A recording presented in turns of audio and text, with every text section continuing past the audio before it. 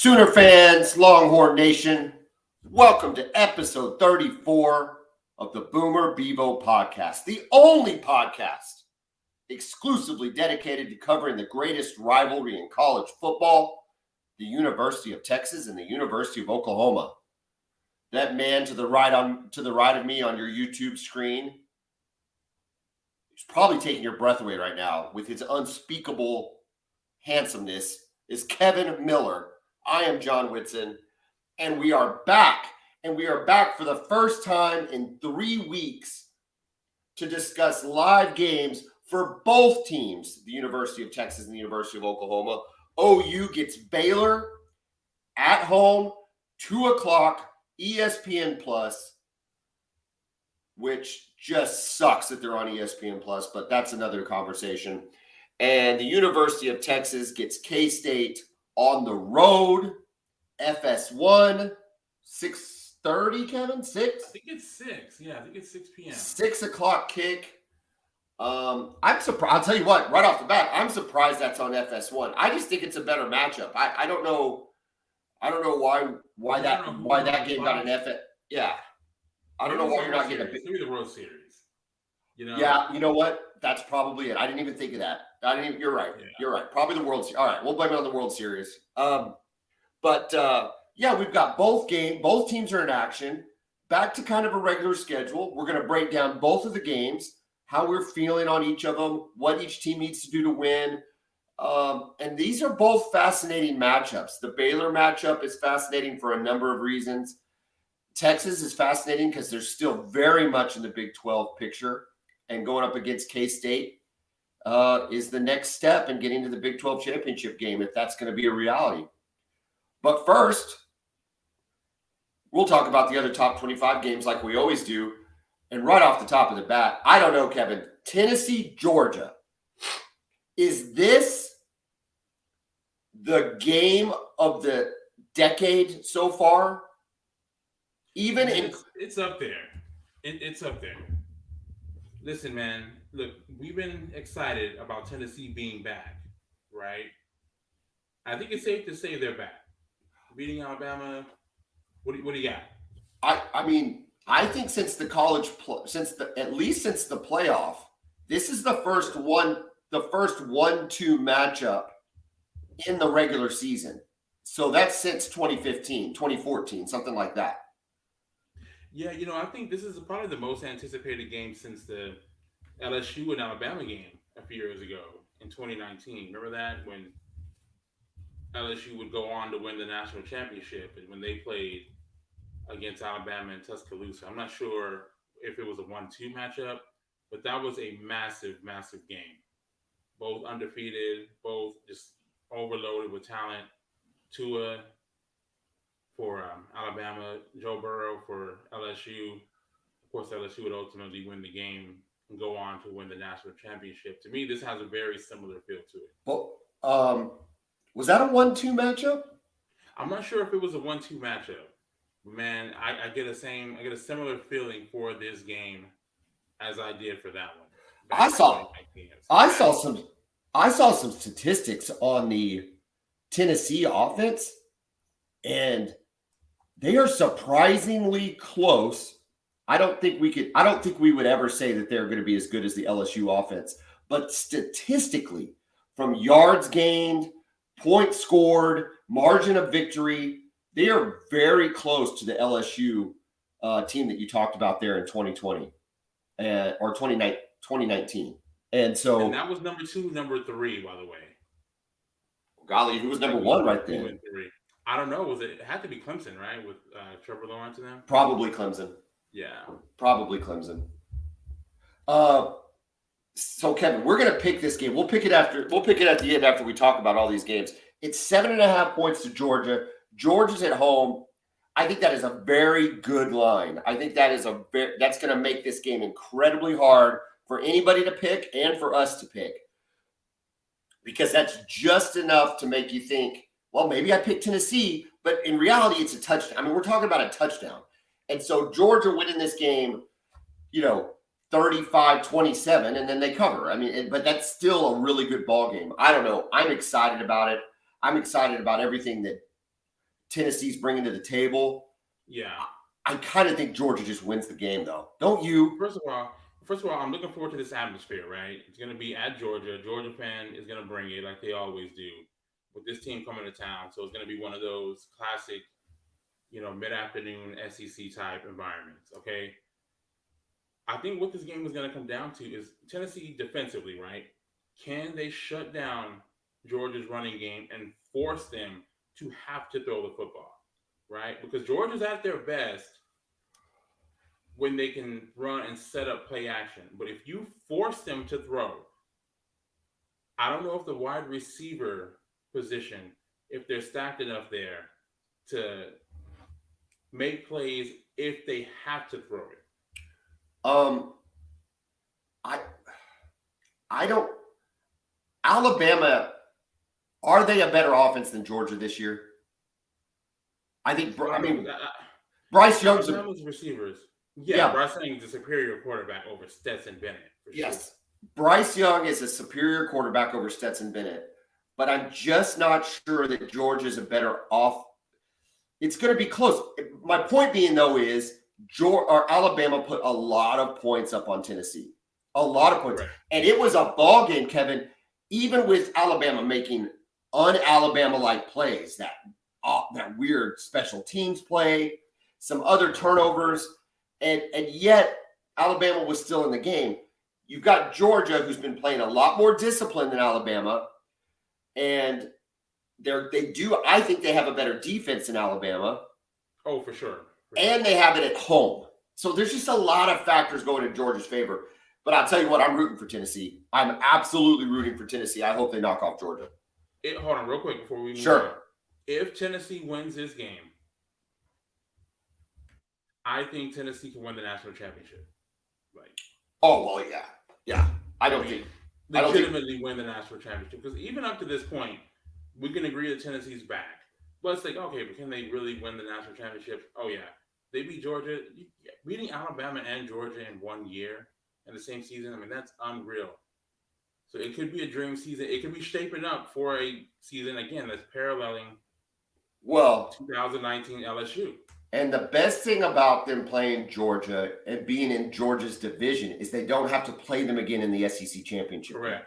They might have to see Alabama, but if they're going to see Alabama, Alabama has to go ahead and beat LSU at LSU, and I'm not sure that's going to happen. Although Alabama is a 13.5-point favorite, LSU has been playing much better ball.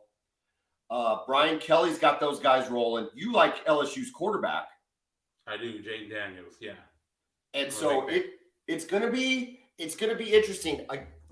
I hate Brian Kelly, but I don't like Bama. This is another one of those games where I want to watch it because I admire the level of football that these two schools play. Correct. But I really have a hard time rooting for either one of them. Yeah. It's going to be a great atmosphere there. Night game, we talked about that. Finally. Yes, we've been waiting on the big LSU night game. We finally have it. It's a big weekend, man. It's a big weekend. In the Big 12, TCU at Texas Tech, they're an 8.5-point favorite. A&M kickoff, by the way. Isn't that odd? Is Tech? Are they 5-3? They're 4-4. They're 4-4, and I don't know. Sometimes Fox just picks weird games. I thought they picked. They do. I thought it was odd too. Yeah, I mean that's an odd game, especially when you've got Texas K-State. I just think that's such a better game. I appreciate them giving TCU some run for being the best team in the Big 12 right now. I get that, but the Texas K-State game is a better football game with more intriguing storylines, and I think it's going to be a better atmosphere. I don't know. I just think it's a weird pick. But 8.5 points, I'm taking TCU. If we were picking that, I'm not, but I'm taking TCU.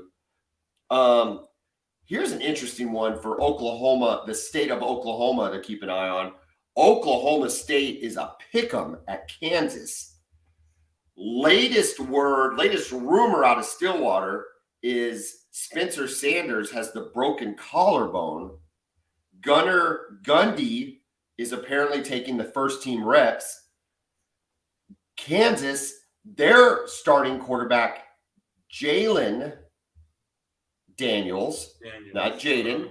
Jalen Daniels is back practicing and expected to play. Boy, at a pick'em, I think you're taking Kansas in this game, aren't you? At home? Yeah, I would. I would have Spencer Sanders. And again, he's been hurt for a while, right? And again, just kind of don't mean to jump on Texas yet, but this is what my frustrations were about the Texas Oklahoma State game. They were ready to be beat. He was injured then. They couldn't get the job done. Kansas State blew him out, and now Spencer Sanders is out. So I hate it for him. But yeah, it's going to be tough for them to go on the road against Kansas, especially if Daniels is back. Well, that's what everybody's saying is that he's back. I know he's practicing.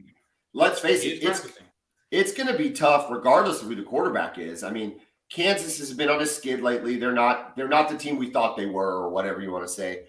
But they're at home, and if you've got, Gunnar Gundy, I'm sure he's he's a nice player, but his first start on the road against a rejuvenated Kansas team, I don't love that at all. Here's the thing: their season was derailed by their quarterback being injured, and even with their backup, they were able to put up points. Right? Oh, what did they score against the student? 42. Yeah, 42 against OU. Absolutely. Backup quarterback. So if he's back and he's anything like himself, man, it's going to be tough. Well, here's the thing for Oklahoma State too, right? Is it's not just Spencer Sanders that's injured. They got injuries up and down that defensive secondary. The whole roster really. It's much more so than other things. You've got Kansas next week, right? Actually, in 2 weeks, we've got TCU next week, then at Kansas. The last thing you coming to Austin. The last thing you need, though, here in a couple weeks is a resurgent Kansas. You do not need Jalen. Yeah, he's back. He's comfortable now. He's played 2 games. Now he's back in prime form, and he's fresh. So something to keep an eye on for a Texas fan. Clemson, 3.5-point favorite at Notre Dame. Notre Dame's playing better. Clemson is hanging on to being undefeated. Clemson getting a lot of love in the college football playoff from the College Football Playoff Committee. I am fascinated by Clemson. I think they're like a team that just knows how to win.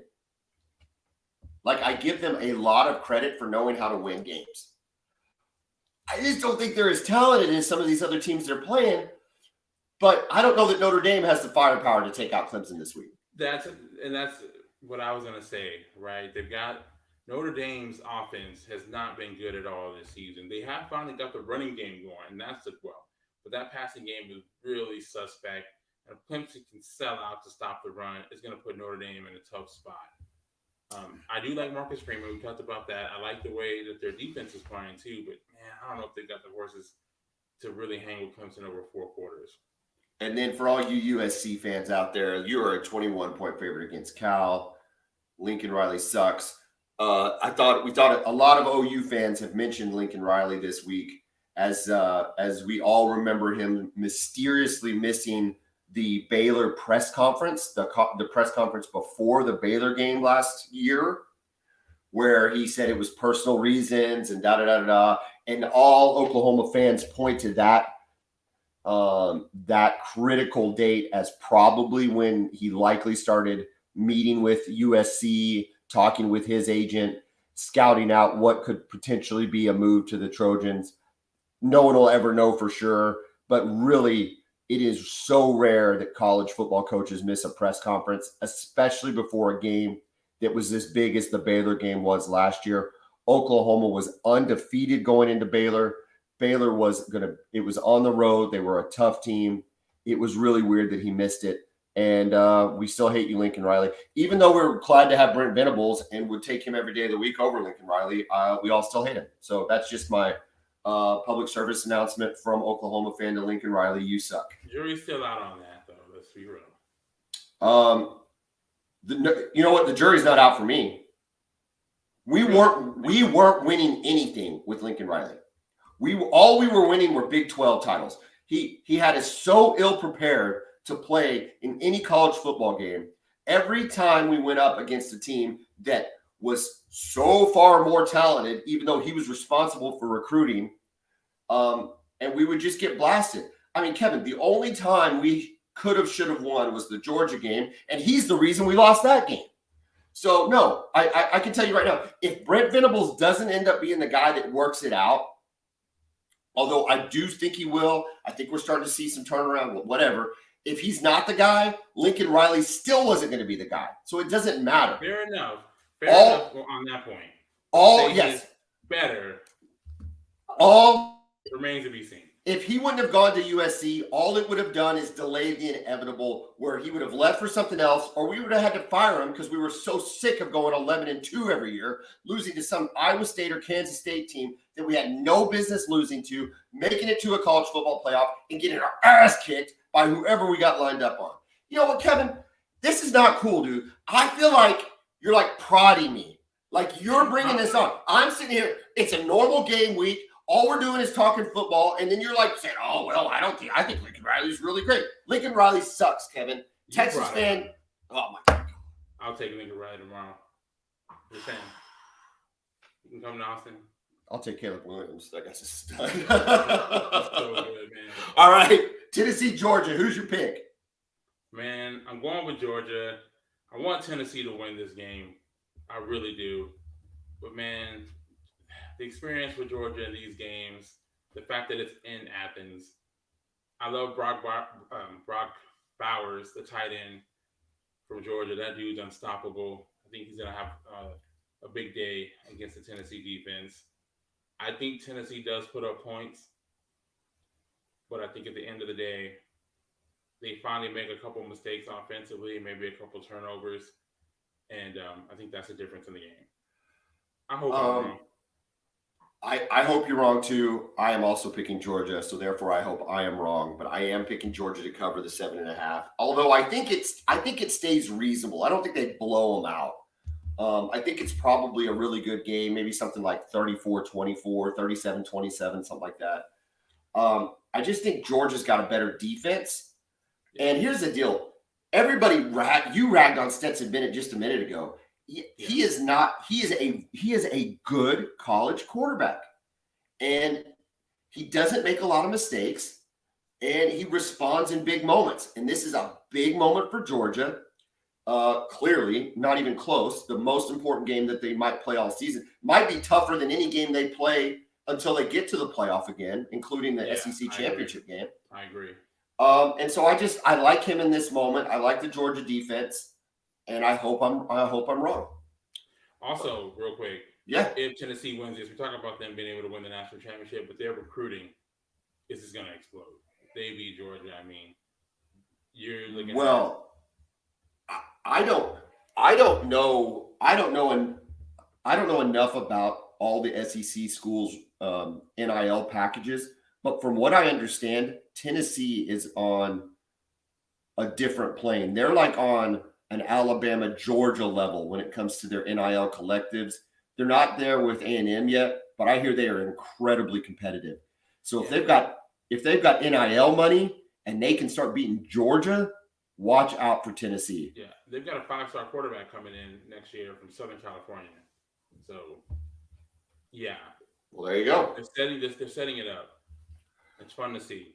You know what's so funny is I'm saying that I'm rooting for Tennessee, but we are like 2 years away where I will hate every single team in the SEC. Oh, yeah.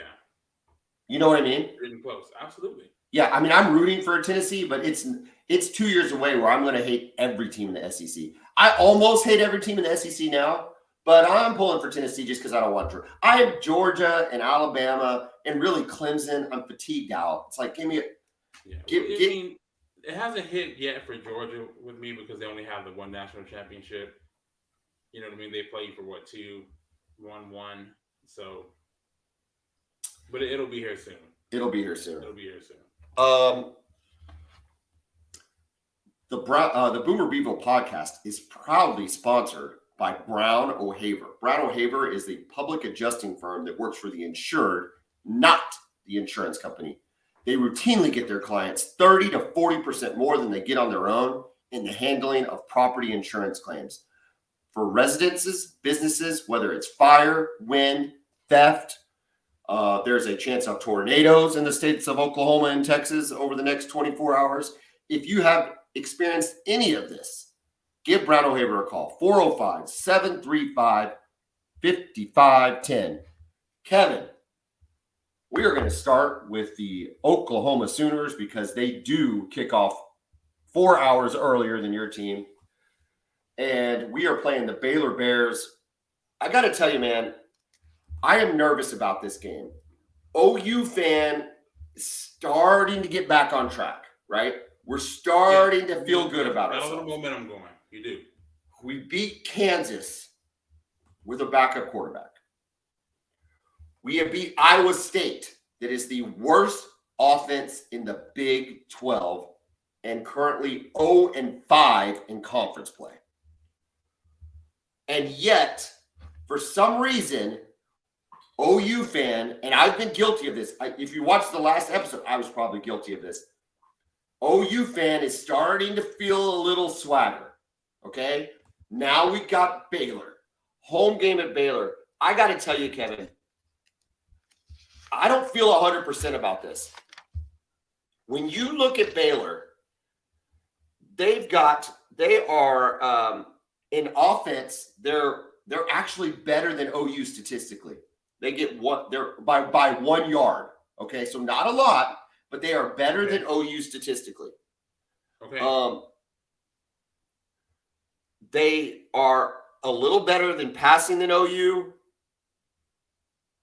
and OU is a little bit better than at rushing than Baylor. Okay, but it is very close. So now I will grant Oklahoma that they did have that stupid Texas game, which skews a lot of the statistics, okay? Now, did it occur? Does it count? Absolutely. But is it kind of an anomaly to how OU has performed offensively this year? It has to be, right? It has to be. We've been good in every other game. We've been good in every other game. But defensively, Baylor is fourth in the conference. They're second in yards per game at 337 yards per game, their defense is. They're fourth with 17 sacks, and they're the number one rushing defense in the conference. So I got to tell you, man, you're playing a pretty good offensive team and a very good defensive team. And Oklahoma has lost to K-State, who statistically has a much worse offense. They lost to TCU, but TCU has a superior offense. So I don't know.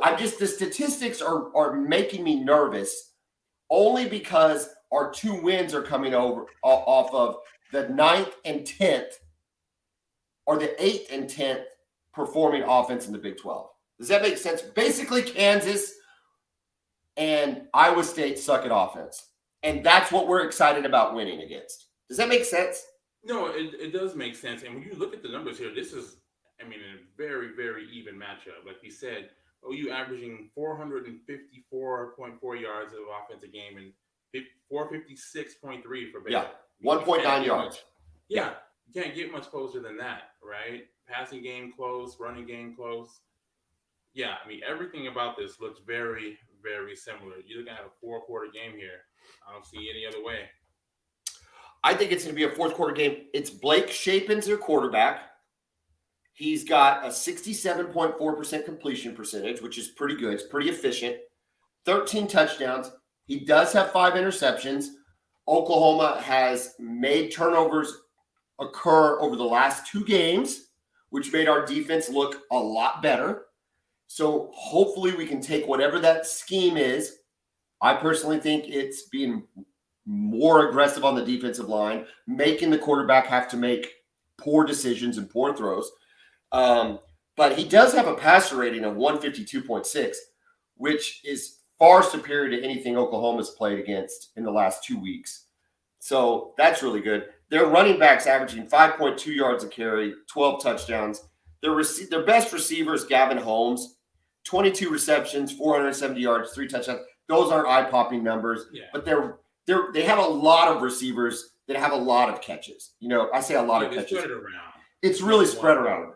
They don't have a Xavier Worthy. They don't have a Xavier Hutchinson. They don't have even a Marvin Mims, okay? But their passing game is there. It is efficient. I'm sorry, their running back's name is Richard Reese. And okay, I want to talk about him. Yeah. He's looked really good the last few weeks. Yes. He's emerged as their guy. I mean, and he's a bell cow. I mean, the last 2 weeks against Kansas, 31 carries for 186 yards and 2 touchdowns. Last week against Texas Tech, 36 carries for 148 yards and 3 touchdowns. 36 carries? We just don't see that anymore in college football. We don't. But listen, though, Dave Aranda's a different kind of coach, man. He's a throwback. Yeah. He's a throwback defensively. He's a throwback offensively. He doesn't have to have that same high-powered offense, and he doesn't have to have it to win games. They've been very effective with Aranda, obviously. Won a Big 12 championship last year. They've been very effective, and they're starting to play really good football. They got off to a rough start against BYU. Let me pull up Baylor's. I had it pulled up. I apologize.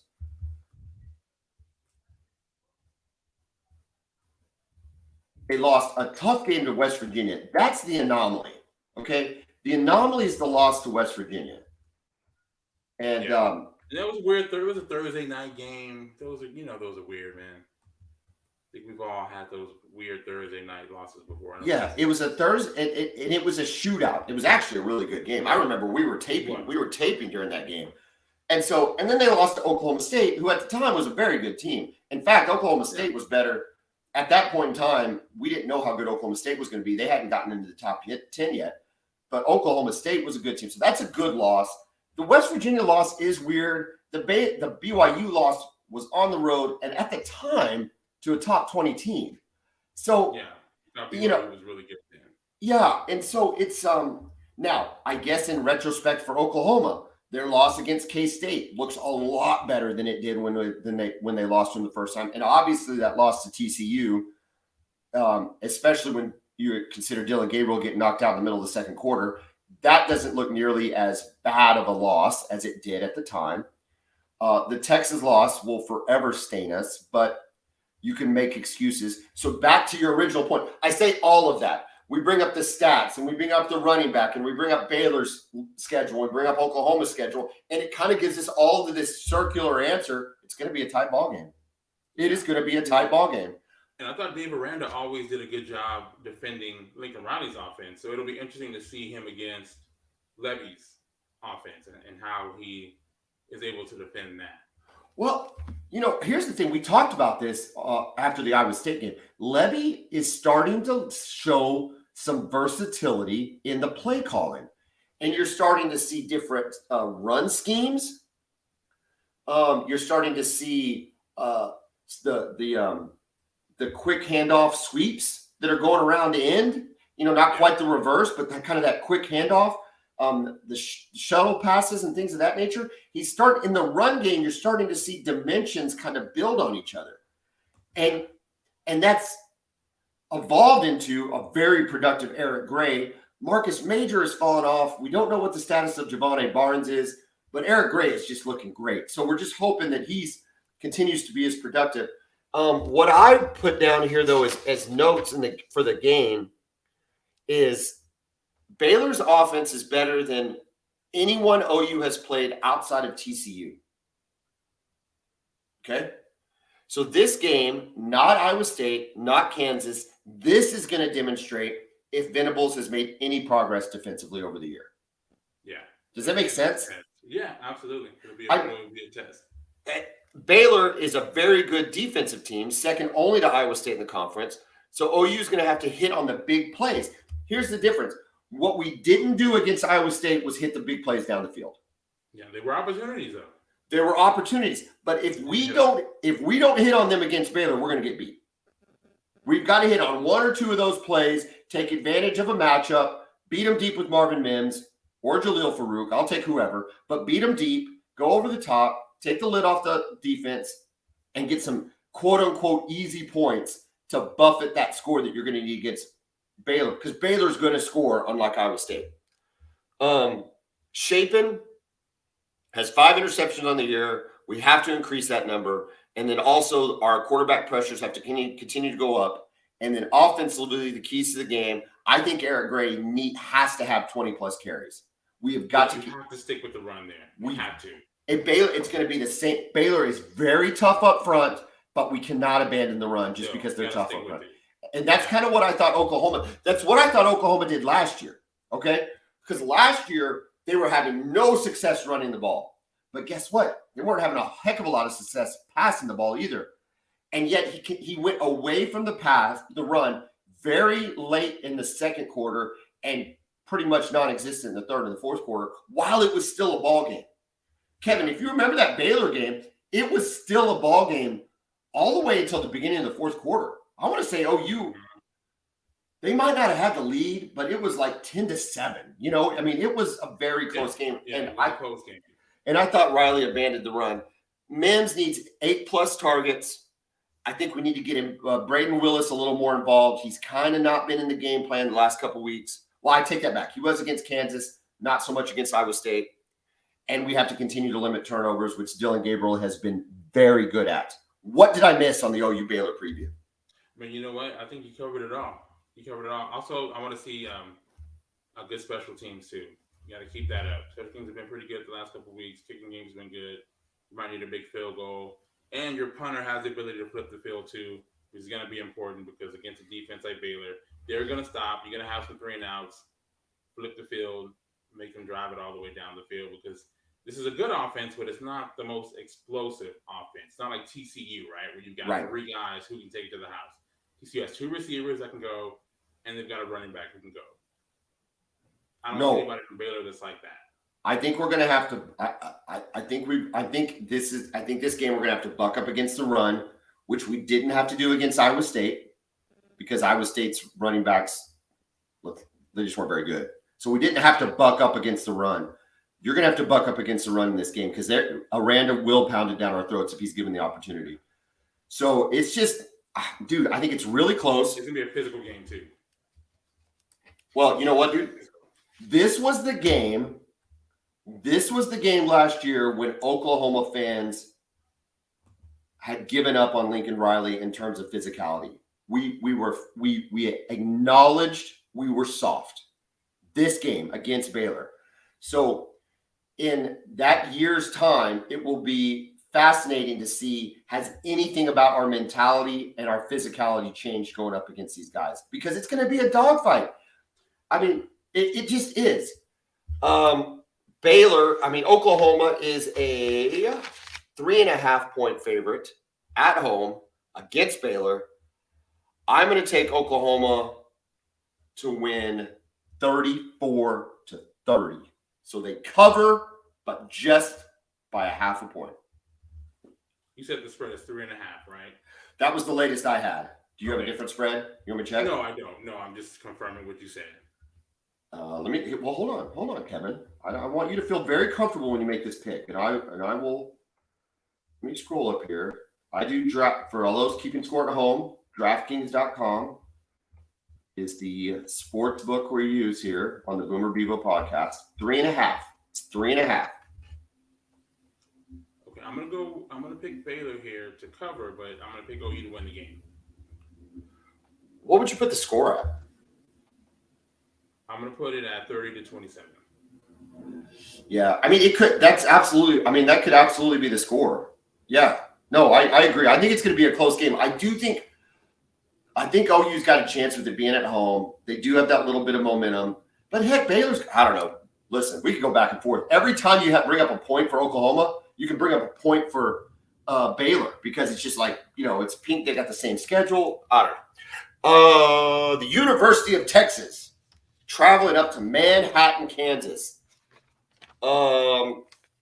Kevin, you are facing the number 3 defense in the Big 12 and the number 9 offense in the Big 12, which is just a fascinating number for us. Yeah, for a school that only has one loss. Up and down, right? You get to see who we got to see, which is defensive end Felix Anadile Uzamaha, and he's a stud. I can't wait to hear how you think your offensive lineman's going to hold up. Your offensive line is going to hold up against him. What you expect from that defense going up against that number 9 offense. And can Quinn Ewers get back on track? Go. All right, so yeah, that's what I'm looking at first, right? Let's start with the offense. Quinn, I don't think he can play much worse than he played up in Stillwater. Okay, again, a lot of this is on Sark for continuing to call the same passes, deep shots. It's on Quinn for continuing to throw the football down the field and not taking the underneath stuff that was open. He had guys running across the middle wide open. He kept choosing to throw the ball down the field and take those deep shots that did not work. Okay, so I want to see if he can bounce back from that performance last week. Also, I imagine there's glowing reports of how he's re-energized after the bye week. Is that the same kind of stuff we're hearing, that he's back on point? Yeah, I'm hearing, he's just a guy just the same way all the time. He's just a kind of a cool customer, which, some people, it kind of drives people a little mad, I think, but he doesn't get too up or too down, so. Oklahoma had a cool customer quarterback in the late 2000s, early 2000 teens, named Landry Jones, and we absolutely hated it. It was the worst thing in the world. He never got up too up. What's that? I like that too. Sam up or down? I just liked him. We just liked him, and we did not like Landry Jones. Anyway, that's just when I hear it doesn't get up too up or doesn't get too down, I think of Landry Jones. I think he still hold the record. He might not, but for the longest time, he had the record for most yards in the Big 12. I know that. He still might. And he might have the most touchdown passes to be. Played for us forever. Anyway, I don't think Quinn Ewers is a Landry Jones, but wait a minute. Who knows? We'll see. Yeah. Yes, yeah. The story's still being written, right? It's a guy who has, under 300 pass attempts for his career, right? So he's got talent. We got to see, though. I think he'll play better. I think he will. I think hopefully, he learned some stuff in that experience. The bye week helped him. And, he'll see the field a little bit better. This environment, it's going to be tough, right? It's going to be a night game. It's on the road. Manhattan, K-State's going to be up for it. But I feel looking at your running backs, do you think Roschon and Bijan, or Bijan and Roschon, are going to have do you think that they're going to have opportunities against this K-State defense, or is K-State or you think K-State bucks up and tries to stop the run first and make Quinn Ewers beat them? Well, I think that has to be the game plan against Texas, right? This is a running football team. This is their strength, is running the football, right? They've got two really good backs. Does Sark know that? Sometimes it doesn't. Is Sark? He's Stillwater. You forgot, right? But, man, look, I'm hoping to get at least close to 40 carries between Bijan and Roschon. That's what I would love to see. Last year, which is coincidentally the only road game that Texas has won since Sark has been the head coach, when they played at TCU last year, I think Bijan had like 35 carries. Yeah. And I think it's going to take that kind of effort if they want to win this game. Well, you've got the guys to do it. The offensive line, hasn't been great in the interior, but over the last few weeks, they've been run blocking better on the inside. They have to take advantage of that. They showed a couple of new wrinkles last week, some counter stuff like Lincoln Riley used to run at OU, and it worked well in the first half. But what keeps happening with Sark is he's not able to counter the other team's adjustments.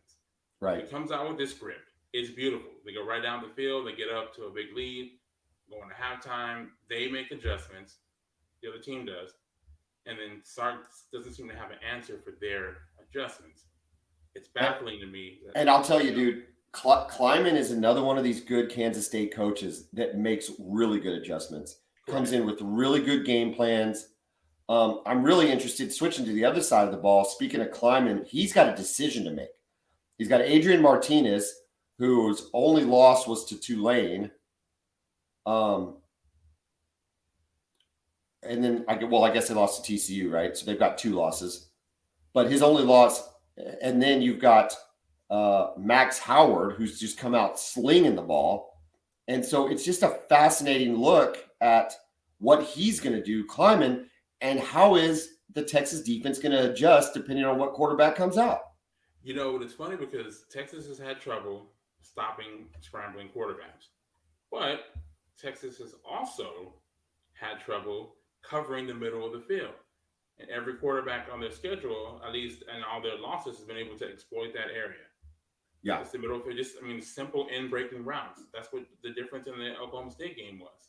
Also in the Texas Tech game, they just dink and dunk and hit quick slants across the middle of the field. Would that be a linebacker issue, or is it just linebackers not good coverage? And the linebackers and the safeties too. Yeah. Okay. Mm-hmm. Yeah, right. Especially when they're playing in a zone. Yeah, the linebackers seem to get a little bit mixed up when guys are coming across them. Okay, that being said though, who would you rather face? Would you rather face Martinez or would you rather face Howard? Howard. Really? Yeah. Okay. Yeah, man. Look, Martinez can go, man. Yeah. If the play breaks down, he can go for 60 yards. I think that's Spencer Sanders is. I think that's the right answer. I mean, we're gonna wait and see. The problem is the K-State Oklahoma State game. It's almost like you can't learn anything from it. You know, it's like Oklahoma State was so beat up on so many levels. Spencer Sanders clearly not 100%. So you look at that score and you say, "Oh, well, Max Howard was amazing." Well, was he amazing, or was Oklahoma State just that bad? And so it's just hard to tell. What we do know is that Adrian Martinez has had big wins in Norman. He's played really well when he's gotten in. He's been a leader for that team. And so I don't know. I think you're right. You would rather face Howard. But, dude, if Howard goes in there and starts lighting it up again, you might not be thinking that. Yeah. And again, like they both have the ability to make things happen, right? And look, Will Howard had a 70-yard touchdown run against Texas last year. So Will Howard did. So, I mean, so if both these guys are dangerous. If Texas beats K-State, they are back in position to make it to Arlington for the Big 12 championship game. But they would still have TCU, Kansas, and Baylor. Would that be the three remaining on the schedule? That's right. Man, there's no guarantee on any one of those games. Look, they can go 1-3. They can even potentially go 0-4. They can go 4-0, right? I don't think they can go 4-0. I'm not very unlikely. Very unlikely. I think your best bet is 2-2, and I possibility. I think K-State. I think K-State, and it just depends on how Kansas looks this week. But I think K-State and Kansas are your best bets. But you do have Baylor at home, right? Yeah, this team is significantly better at home. If this game was at home, if this game was in Austin, it would be an easy Texas pick. Oh, man. What do we have? What's the line? Let's go ahead and make this pick right now. Yeah, 2.5 is what I've seen. I can't believe you're favored. I got to tell you, that's surprising to me. It's surprising that you're coming off of a loss. K-State's coming off of a win, a big win, beating the team that beat you. Now, I understand that rarely works. That math rarely works. Yeah. Yes, I understand that. But I'm just saying, is how much of this line is influenced by the simple fact that people would rather bet on Texas and bet on Kansas State? You know, I'm not sure. This team is weird. The Texas team, from an analytical standpoint, when you look at the advanced metrics, right, the analytical stuff, this is I think they're ranked 6th when it comes to the analytical stuff. If you were to break all of it down, it's the weirdest thing I've ever seen. So,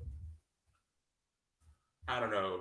But I got my pick, man. You let me know when you're ready for it. Well, also, real quick, before we do that, we got to mention Deuce Vaughn, the Kansas State running back. This dude is amazing. He's a Darren Sproles clone. Man, I'm ready for this guy to be in the NFL. So none of us have to worry about him anymore.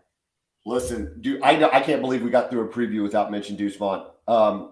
He went for 120 against Oklahoma, which I thought was containing him. I was happy with defending him. The guy can go on and on. I love the way he plays football. you've got to think with the way the NFL is constructed now, he can play in the league. Look, he's the same size as Darren Sproles.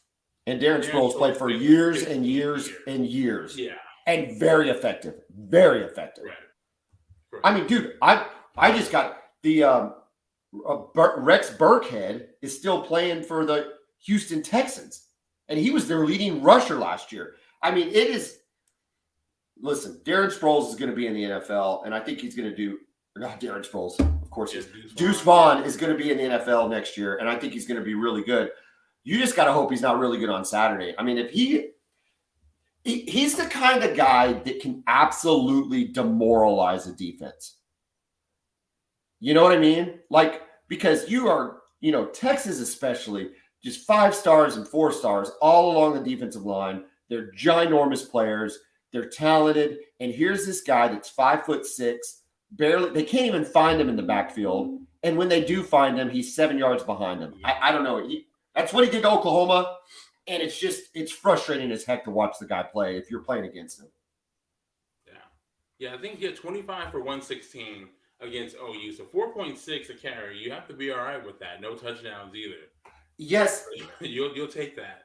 I said this in the recap back when we played K-State, is this statistically we corralled him or controlled him or what, contained him. That's the right word. Statistically, we contained him. But in the flow of the game, you felt like the guy was getting his yardage, and they were the kind of runs where he was getting 3 yards on 3rd and 2. And so that's what's frustrating about him is he's a very effective, smart football player, takes full advantage of his athletic gifts and full advantage of his athletic deficits in terms of his height and can hide and sneak and get through holes. Kansas State is a 2.5-point favorite, and I am picking K-State to win outright. But I think it is going to be a close ball game. I've got K-State winning 29-26. Okay. All right. I've got K-State winning as well. I've got it 34-31. So what it sounds like to me is you are trying to do the John Whitson method of picking games in hopes that Texas is so either that you're reverse psychologizing your picks to encourage Texas to beat K-State on the road. Is that what's happening here? Partly. But no, honestly, I think that I don't trust Texas to win on the road. I honestly think they're a better football team than K-State, despite K-State being ranked, what are they, number 13 in the college football playoff poll. I think Texas has a better football team, but I don't trust them on the road. Well, here's it's what it comes down to. Here's the problem with Texas and K-State is Texas has had a better football team than K-State for 10 years. If you just look at talent. I'm not just talking about talent. I mean, I just think overall, like I think, with everything, not just a better roster. I mean, with everything. But man, if this game was in Austin, like I said, it would be for me an easy pick.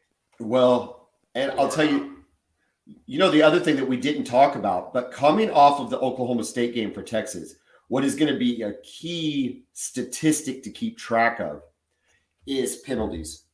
Because K-State is typically, I don't have the statistics to back this up. I probably should have checked this, but it just kind of came to mind. But they're typically a very disciplined team. They don't make a lot of mistakes. Kleiman is a pretty good coach. They are at home. Texas is on the road after the 14-0 penalties against Oklahoma State. Neither you nor Oklahoma feels good about Big 12 referees right now. No, it won't until we get out of the conference. So it's going to be fascinating to see both in the Oklahoma game too. Although OU's at home, that should mitigate some of that. But y'all on the road with the referees, it's going to be fascinating. If the game is as close as we both think it is, let's see how much when we do the recap, how much penalties had an impact in it. Yeah, absolutely. I hope I'm wrong. I sincerely hope I'm wrong. Kevin, this is the first week where I feel like both schools have matchups that are like both equally fascinating. Like As we've done this podcast, it's like, well, this week we're talking about Oklahoma because they've got the big matchup and Texas is playing whoever, or Texas has the big matchup and OU's playing whoever. But both of these games mean a lot, right? They can position both teams for runs coming up near the end of the season. And they're both playing quality opponents, opponents that historically both schools have had trouble against. I don't know. I think this is a great week for Oklahoma football and for Texas football. Let's see which one of us can emerge a little bit better than we were going into the weekend. And then, of course, let's not bury the lead. Tennessee, Georgia is just going to be a fantastic game. I can't wait to watch that. And really, we talked about it. The whole slate of games is going to be great. This is going to be a great weekend for football. And I can't wait to talk about it with you. I can't wait to talk about it with you on Sunday as we break it all down. Kevin, do it, man. We'll talk to you next time. Boomer. Hook 'em.